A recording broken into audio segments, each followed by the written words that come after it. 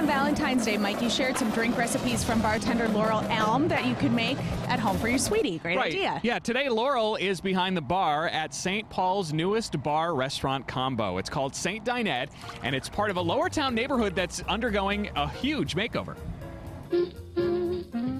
A dinette traditionally is a small informal gathering area off of a kitchen, so it's where families would have, kind of private, intimate, casual meals. St. Dinette's location on the corner of 5th and Wall Streets offers diners 2 full walls of windows, making this a space that Laurel says is decorated by the city of St. Paul. I get to watch the farmers market happen and the Saint Stadium happen, and we have restaurants across the street and we can wave at each other. It's minimalistic, it's clean, but it's still really cozy. Late at night when the sun goes down, the lights are warm. Lacquered wood tables have replaced the hair shellac of the 1960s, a time when the top-selling hairspray in the country, Aquanet, was produced in this very building. Now Laurel and her team hope you get stuck on the menu. We are trying to do Midwestern food with a French influence, so it's everything from Montreal down to New Orleans, and then also Pueblo, Mexico, all these other cities that were co-opted by the French. The 7 cocktails on the menu right now cover a range of summertime flavors: strawberry and vodka, watermelon and gin,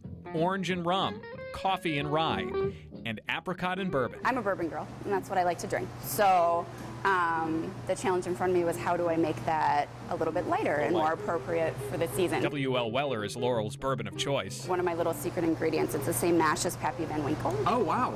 But cheaper. That's the stuff that people stand in That line everybody overnight freaks for. out. In a mixing glass over ice, the bourbon meets a bitter liqueur made from gentian root, a sweet apricot liqueur, and a thick sweetener called gum syrup. Where do you find it?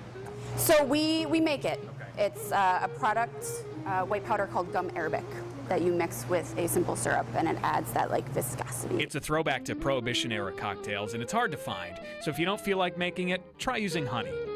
2 dashes of Easy and Oski apricot bitters finishes the drink. Oh, wow. Okay, if you don't think you can drink bourbon... This is like intro bourbon. Yeah. Mm-hmm. It's the starter model. So, Mike, you came back after that shoot. You were so pumped up about that place. I went last night for dinner. Again? And had one of those, yeah.